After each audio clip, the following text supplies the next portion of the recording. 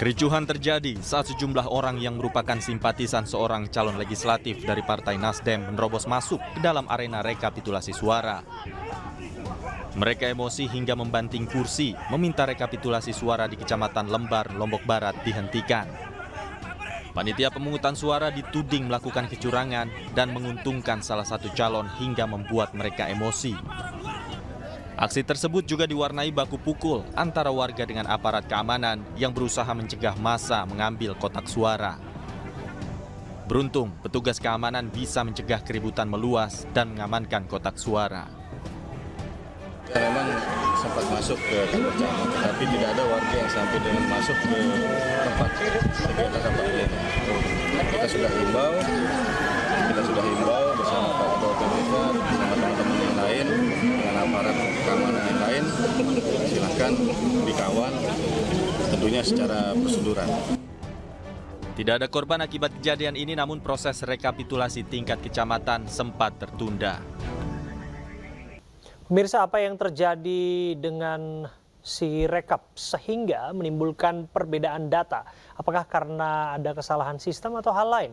Lalu bagaimana audit forensik bisa dijalankan? Akankah ini bisa menjadi solusi untuk masalah agar bisa terpecahkan? Kita akan ulas bersama dengan dosen sekaligus ahli digital forensik Institut Teknologi Bandung, Agung Harsoyo.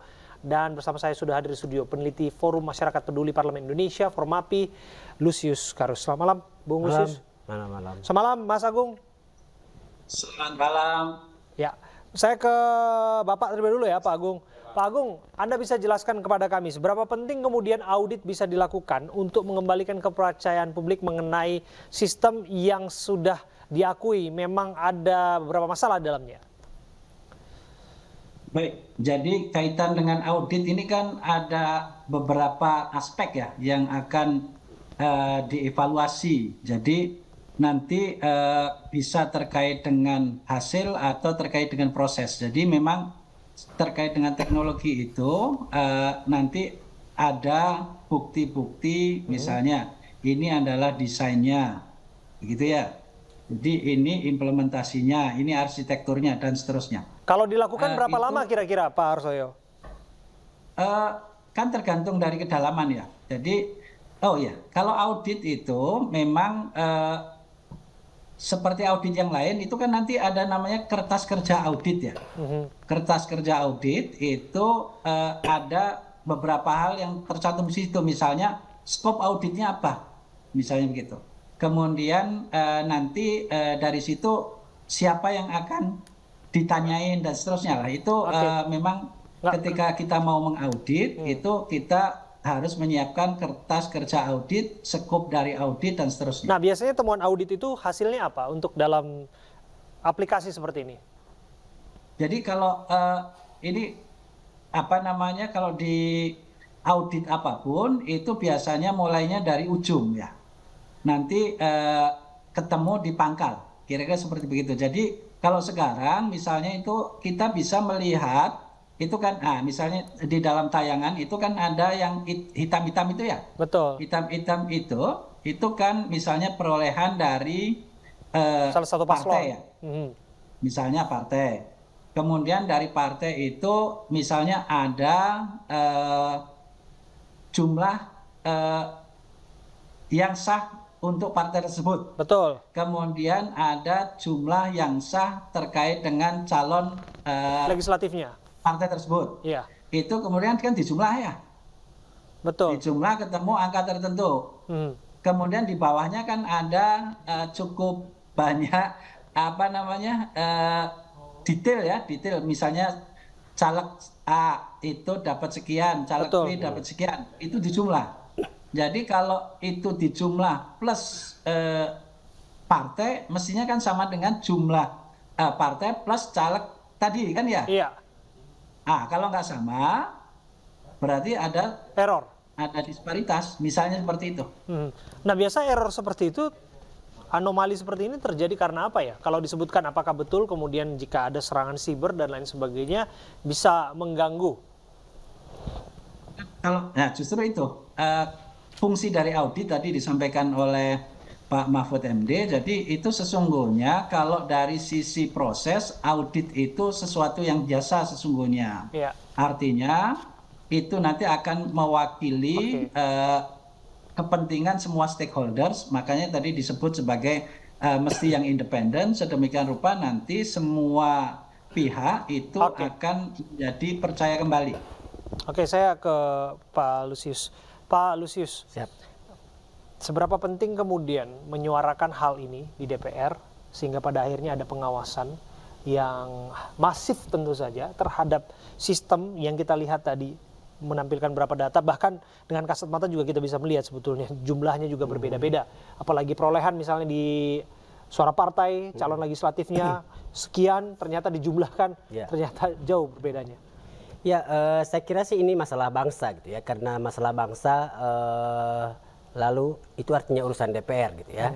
Jadi kalau DPR merasa bahwa laporan atau informasi terkait kecurangan yang terjadi beberapa waktu terakhir ini sesuatu yang serius, ya harusnya tidak perlu sampai kita harus mendorong-dorong dari luar gitu ya. Kesadaran itu muncul dari mereka karena mereka adalah wakil rakyat sejauh ini, dan tugas mereka untuk memastikan kemudian secara politis penyelidikan terkait dugaan kecurangan itu. Jangan-jangan mereka ada dalam posisi sulit. Gitu ya.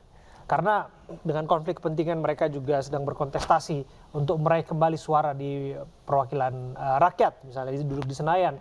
Jika kemudian dilihat hasilnya menguntungkan misalnya, mereka diam saja. Tapi jika kelihatan merugikan, barulah mereka berteriak. Tapi kok nyata-nyatanya kita tidak mendengar itu. Ya, saya termasuk yang meragukan gitu ya, apakah DPR bisa melakukan itu ketika mereka adalah bagian gitu ya, mereka adalah peserta pemilu, bagian dari partai politik yang juga sedang menunggu hasil gitu ya, dan mengharapkan mereka kemudian untuk menggali atau menyelidiki dugaan kecurangan yang terjadi, ya itu memang satu soal. Tapi kita selalu mungkin untuk kemudian mendorong proses yang transparan gitu ya, karena dengan itu kemudian kita bisa langsung melakukan pengawasan.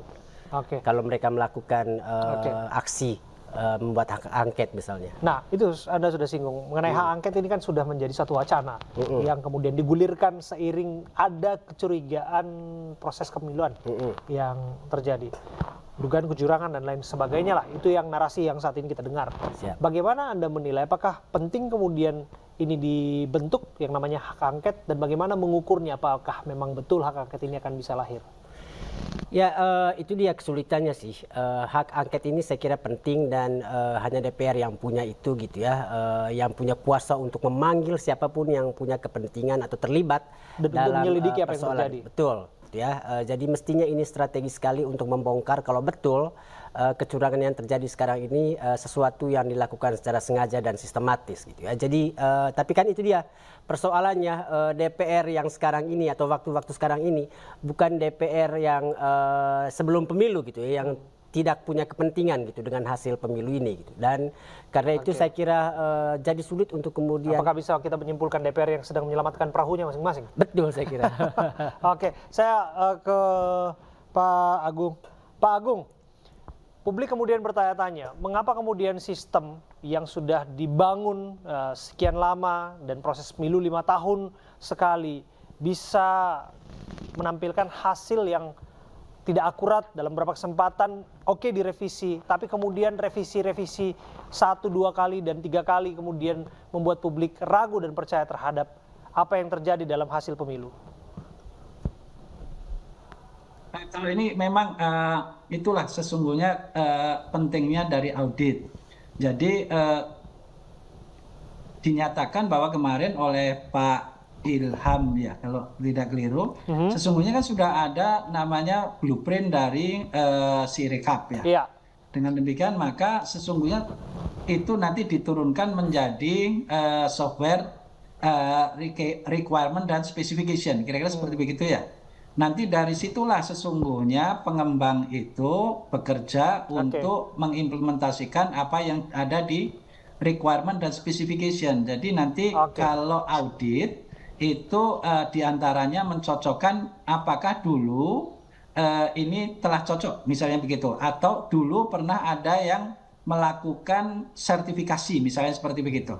Jadi nanti audit itu akan dapat menemukan sesungguhnya tanda petik temuan ya, kalau biasanya kalau di ilmu audit kan ada namanya temuan, tapi kalau di IT biasanya orang menyebutnya OP ya, opportunity for improvement. Jadi sesungguhnya cukup positif bahwa oh ini kenapa kemarin keliru, misalnya seperti itu. Atau barangkali tadi yang saya perhatikan penjelasan dari Ketua KPU kan sesungguhnya sudah ada semacam error checking ya. Hanya error checkingnya tidak berada di user interface dari misalnya KPPS, tapi ada di sebelahnya bahwa itu melebihi dari 300. Jadi itu ada error checkingnya sebetulnya. Dengan demikian maka itu sebagai, kalau di teknik disebut sebagai integrity check ya, atau integrity rules. Jadi sesungguhnya sudah ada, akan tetapi memang itu bisa jadi ada dua kemungkinan kan ya. Tadi disampaikan itu kemungkinan input, bisa juga ada malware atau serangan langsung yang mengubah hasil. Kira-kira seperti itu. Nah, kalau katakanlah kemudian ada potensi itu, kemudian di input, kemudian malware dan lain sebagainya, dari rekam panjang Anda, dari disiplin keilmuan Anda, menurut Anda potensinya lebih kemana? Saya mengarahkan pertanyaannya, apakah mungkin kemudian kecurigaan publik itu benar adanya bahwa ini dimungkinkan untuk membuat hasil yang menguntungkan pihak tertentu? Nah, jadi kalau secara teknis jadi hanya dikategorikan dua aktor. Biasanya aktornya adalah aktor dari luar sistem, kemudian ada juga dari dalam sistem. Jadi kalau di dalam sistem nanti ada dua juga kategori. Jadi dia melakukannya dengan sengaja atau melakukannya tidak sengaja. Kira-kira seperti begitu. Jadi memang sekali lagi kalau untuk dapat memperoleh satu kepastian, memang harus dilakukan audit karena yang saya sampaikan tadi misalnya untuk yang internal ya. Yang internal itu bisa tidak sengaja karena misalnya dia melakukan remote dari suatu tempat. Kemudian dia kebetulan lupa untuk menutup, misalnya begitu. Maka nanti ada orang bisa menggunakan lubang itu untuk masuk ke sistem. Kira-kira seperti begitu. Oke. Kalau kemudian dilakukan audit forensik ya, Bung Lusius, apakah kemudian ini tidak mengganggu proses kepemiluan yang sedang berjalan? Sekalipun memang disebutkan bahwa Sirekap ini kan pendukung, dan kemudian kita menunggu rekapitulasi berjenjang secara manual dilakukan oleh KPU.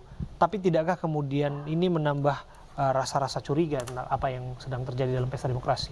Pertama ya soal ini dulu, mencari tim audit yang independen gitu ya di dalam negeri ini. Siapa yang kira-kira paling independen untuk dipercaya betul-betul melakukan audit yang objektif gitu ya, di tengah kecurigaan masing-masing kubu gitu ya terkait dengan proses rekapitulasi suara sekarang ini gitu ya.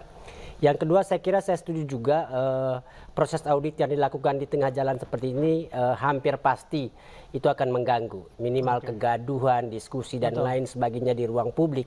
Itu memberi tekanan tersendiri kepada penyelenggara pemilu yang pada saat yang sama tetap melakukan rekapitulasi secara manual gitu ya dan berjenjang gitu. Iya, karena lagi-lagi karena ini juga nanti rasa-rasanya akan berakhir di Mahkamah Konstitusi dan prosesnya juga masih panjang, ditambah audit forensik sedemikian rupa. Akan seperti apa nanti? Ya saya kira sih seperti ini juga situasinya di pemilu-pemilu sebelumnya gitu ya. Akhirnya sampai ke Mahkamah Konstitusi dan di sana kemudian beradu bukti gitu ya. Saya kira akan lebih baik kalau ini kemudian menggunakan jalur Mahkamah Konstitusi, karena di sana kemudian pihak-pihak yang menuduh proses ini curang bisa membuktikan tuduhannya gitu ya, dan KPU juga bisa menjelaskan apa yang mereka punya. Ya, dan gitu. Publik juga bisa secara transparan menyaksikan publik seperti apa yang pernah kita lihat di 2014 bahkan di 2019 ya. Terima kasih Bung Lusius Karus dan juga terima kasih Pak Agung Harsoyo dari ITB sudah bergabung bersama dengan kami. Pemirsa, calon wakil presiden nomor 2 Gibran Rakabuming Raka tidak mempermasalahkan adanya pihak yang menolak hasil Pilpres 2024. Anak sulung presiden tersebut meminta pihak yang keberatan dengan hasil pemilu menggugat ke Mahkamah Konstitusi.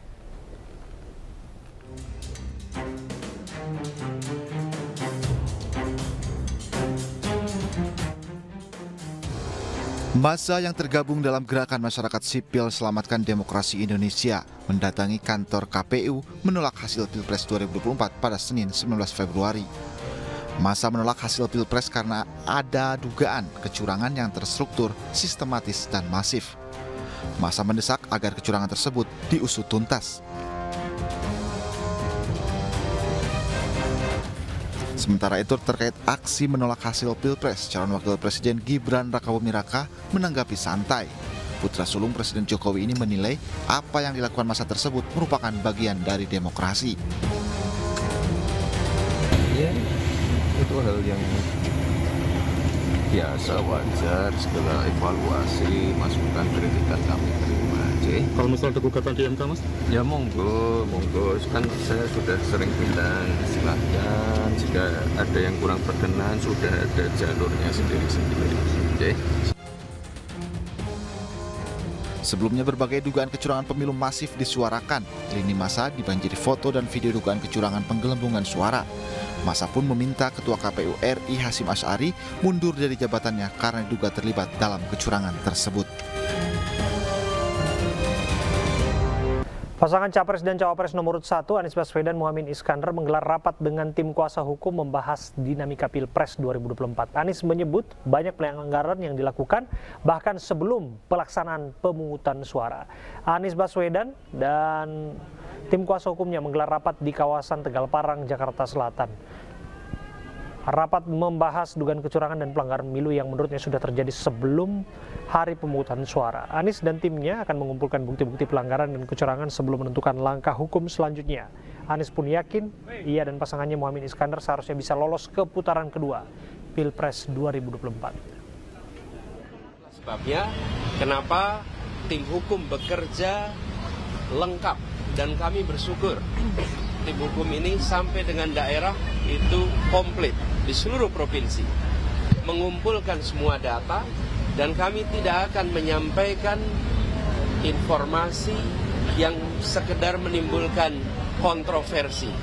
Tapi kami ingin sampaikan kepada semua, dari temuan sementara kami menemukan problem yang terbesar bukan di TPS, tapi guna melawan dugaan berbagai kecurangan pemilu 2024, TPN Ganjar Mahfud membentuk tim hukum khusus. Berbagai bukti dugaan kecurangan pemilu dikumpulkan untuk selanjutnya digugat ke Mahkamah Konstitusi.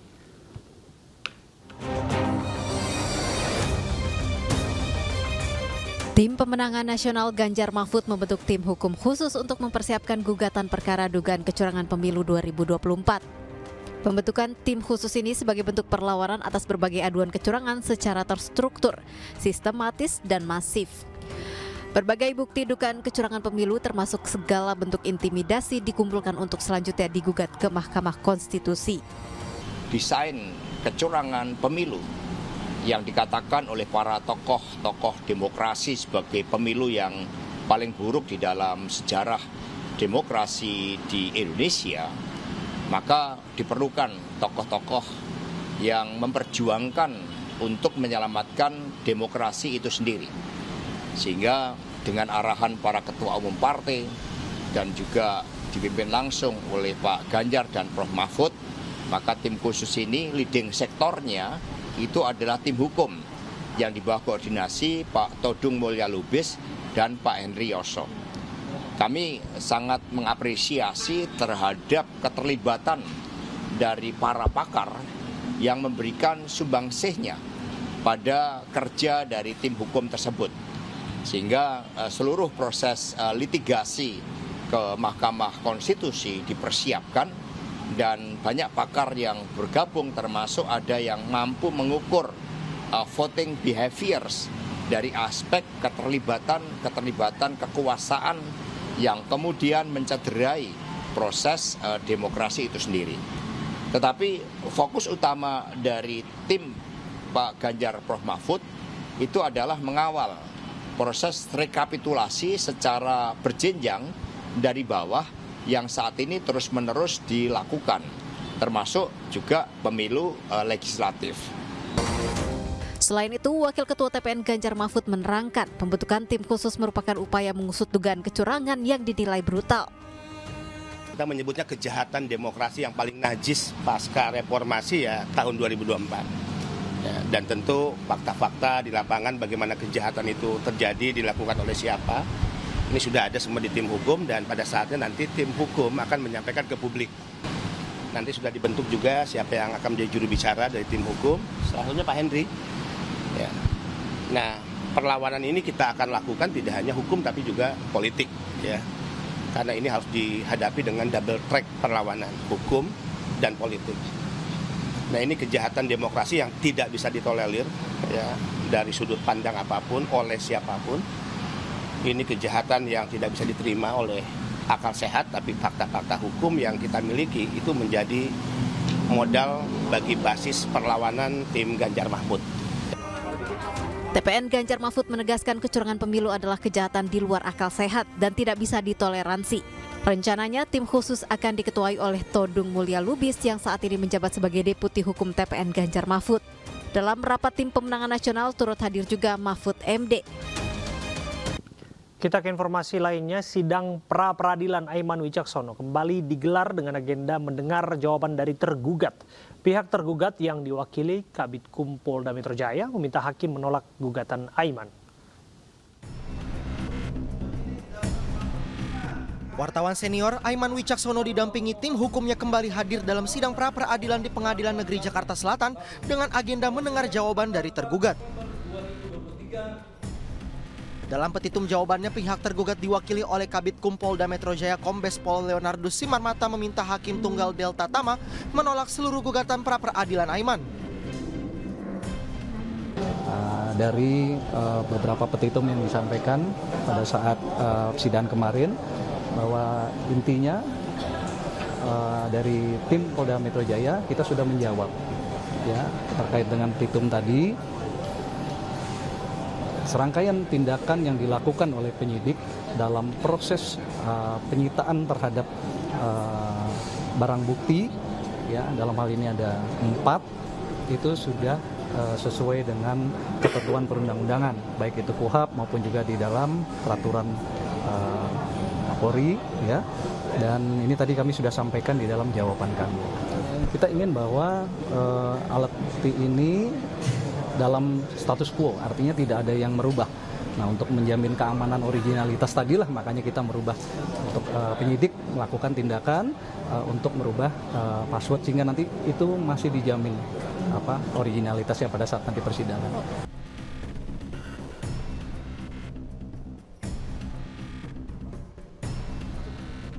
Sebelumnya pada hari Senin, Aiman menjalani sidang gugatan pra-peradilan perdana. Dalam persidangan, tim hukum Aiman meminta penyitaan ponsel kliennya dinyatakan tidak sah dan batal demi hukum.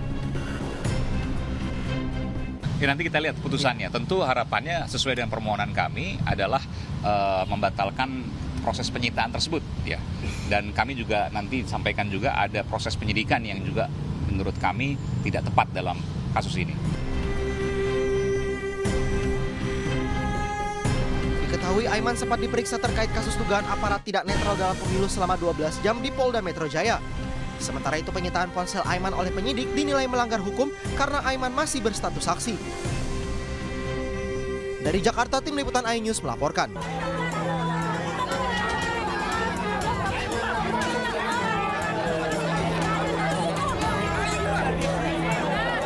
Tak peduli masa yang padat dan terik matahari, ratusan emak-emak rela antri berdesakan untuk mendapatkan beras murah di program Pasar Murah Probolinggo, Jawa Timur.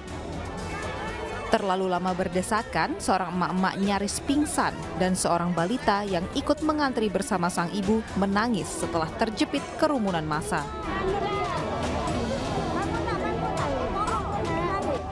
Petugas akhirnya mengevakuasi keduanya keluar dari kerumunan. Antusiasme masyarakat ini disebabkan oleh melambungnya harga beras saat ini. Di pasar murah, mereka bisa mendapatkan beras seharga Rp51.000 per 5 kg atau terpaut Rp20 hingga Rp30.000 dari harga di pasaran. Desak-desakan? Iya, mulai tadi. Berapa lama, Mbak? Hampir setengah jam lebih. Desak-desakan itu? Iya. Ada semaput tadi di situ. Ada yang pingsan ya? Iya, ada yang pingsan tuh ada.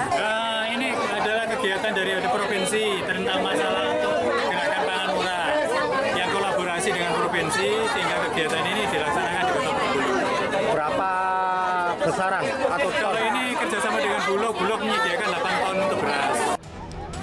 Menurut tabel pangan Badan Pangan Nasional, harga beras jenis medium saat ini Rp14.080.000 per kilogram atau naik 0,64%. Sedangkan harga beras premium Rp16.090 per kilogram atau naik 0,44%. Dari Probolinggo, Hana Purwadi, iNews melaporkan. Berkas perkara mantan Menteri Pertanian Syahrul Yassin Limpo telah dilimpahkan ke Pengadilan Tindak Pidana Korupsi Jakarta. Pelimpahan berkas dipimpin langsung oleh Jaksa Penuntut Umum KPK.